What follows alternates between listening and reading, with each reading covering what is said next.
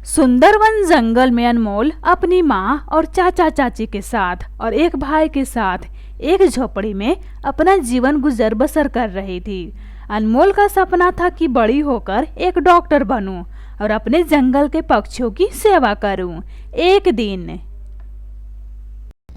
माँ, मैं बड़ी होकर एक डॉक्टर बनूंगी और अपने जंगल के पक्षियों की सेवा करूंगी। और तो और माँ, जो गरीब पक्षी होगा मैं उसका फ्री में इलाज करूंगी। हाँ मेरा बच्चा, मेरी जान, तुम बड़ी होकर एक बड़ा सा डॉक्टर बनना और गरीबों का फ्री में इलाज करना। और तो और बेटा, तुम्हारे पिताजी का भी यही सपना था, तुम्हें पढ़ा लिखा कर एक डॉक्टर बनाएं। लेकिन उस आंधी तूफान में तुम्हारे पिताजी कहाँ खो गए, आज तक उनका नहीं पता चला। खैर, पुरानी बातें छोड़कर आगे बढ़ते हैं। हाँ माँ, मैं मन लगा करके पढ़ाई करूंगी और डॉक्टर बनूंगी।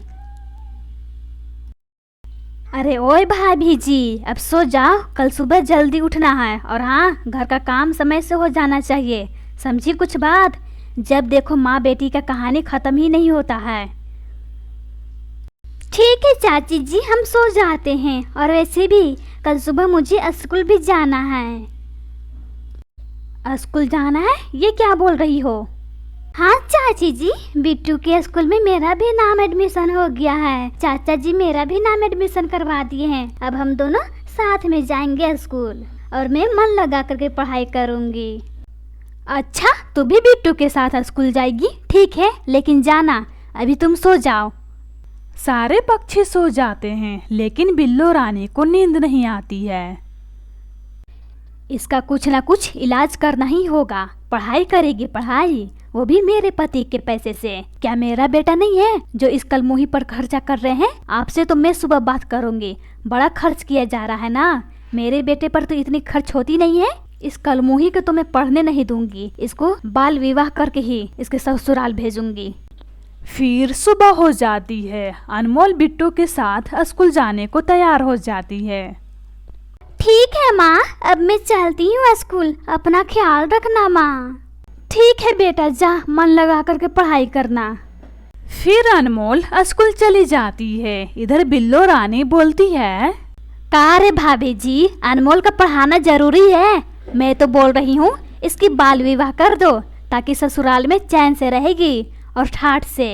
एक टाइम के लिए तो हम सबको सोचना पड़ता है, हम सब क्या खाएंगे। और चले हो स्कूल में पढ़ाने, चल जा जंगल में भोजन ला, स्कूल में पढ़ाएगी स्कूल में अपनी बेटी को। ठीक है बिल्लो रानी जी, मैं जाती हूँ भोजन के लिए। फिर गुलाबो भोजन की तलाश में चली जाती है। इधर बिल्लो रानी अपने पति से बोलती है, क्यों भोला जी, इस अनमोल का एडमिशन कराना जरूरी था? आपको इतने से भी अक्ल नहीं है? ये पढ़ लिख कर क्या करेगी? एक तो इसका बाप मर गया है, माँ बेटी पर खर्चा हम लोग को ही उठाना पड़ता है, ऊपर से इस कलमुही के एडमिशन करा दिए। मैं तो बोल रही हूँ इसकी बाल विवाह करा दो, ताकि हमारा खर्च बच सके। और वैसे भी शादी बचपन में हो या बड़ा में हो, इससे क्या फर्क पड़ता है?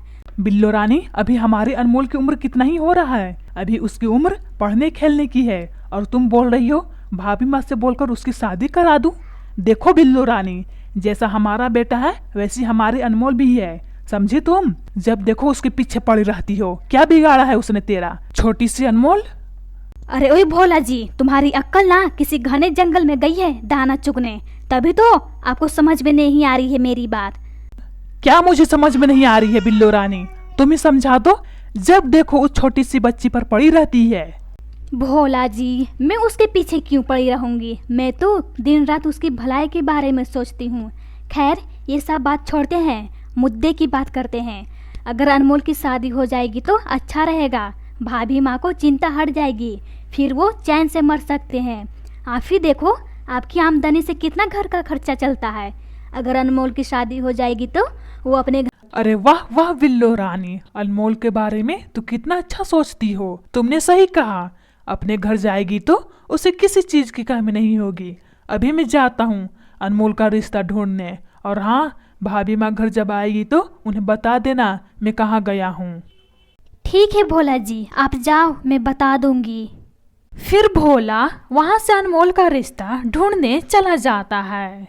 अरे वाह वाह बिल्लो रानी, इस कलमुही का पत्ता काटने का सही दिमाग लगाया है। अब हम दोनों माँ बेटे अच्छे अच्छे भोजन खाएंगे। और रहा गुलाबों की बात, तो इस एक कोने में जगह दे दूंगी, वहीं सड़ती रहेगी, गलती रहेगी। मेरा पति मेहनत से कमाए और माँ बेटी पर खर्च करे, वाह वाह। बिल्लो रानी अपने आप से बातें कर रही थी, तभी उधर से गुलाबो भोजन लेकर घर आ जाती है। बिल्लो रानी ये लो भोजन। और हाँ, भोला कहाँ है? भाभी जी, भोला जी गए हैं अनमोल बेटी का रिश्ता ढूंढने। बिल्लो रानी ये क्या तुम बोल रही हो? अनमोल का रिश्ता ढूंढने? अनमोल अभी बच्ची है, अभी तो उसकी उम्र पढ़ने खेलने का है, शादी करने का नहीं। भाभी जी मैं जानती हूँ, लेकिन क्या बुराई है बाल विवाह करने में? और वैसे भी शादी बड़ी उम्र में हो या छोटी उम्र में, शादी तो एक दिन करनी ही पड़ती है ना। देखिए भाभी जी, अनमोल की शादी हो जाएगी तो उसी में अनमोल की भलाई होगी। आप तो देख ही रही हैं, आमदनी अठन्नी है। बिल्लो रानी गुलाबों से बात कर रही थी, तभी उधर से भोला और अनमोल और बिट्टू सब घर वापस आ जाते हैं। भाभी जी, आपको तो मालूम चल ही गया होगा मैं कहाँ गया था। भाभी जी, रिश्ता अच्छा मिल गया है, कल हमारे घर बारात आएगी। अनमोल बेटी को अच्छे से तैयार करके रखना। हमारी अनमोल बेटी एक सुंदर दुल्हन लगनी चाहिए, ताकि जंगल के जितने भी पक्षियां हैं सब उसे देखते रह जाएं।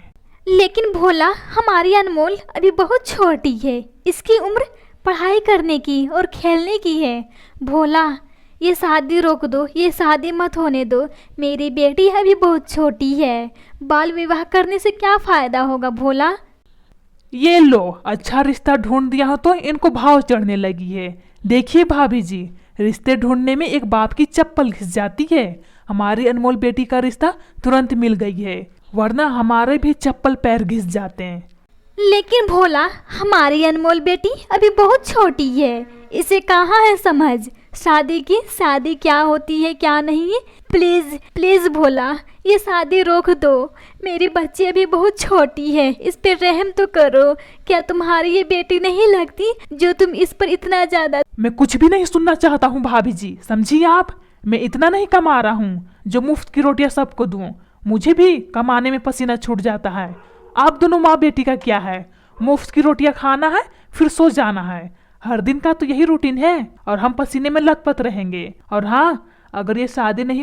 ठीक है भोला, घर से निकालने की कोई जरूरत नहीं है, हम तैयार हैं अपनी बेटी का बाल विवाह करने के लिए।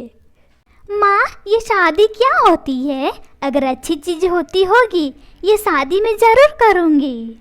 हाँ बेटा, तू शादी के जोड़े में बहुत सुंदर लगेगी। भाभी जी, ये शादी कल है, अपनी बेटी को तैयार करके रखिएगा, कल ही बारात आएगी। ठीक है, मैं अपनी अनमोल को तैयार करके रखूंगी।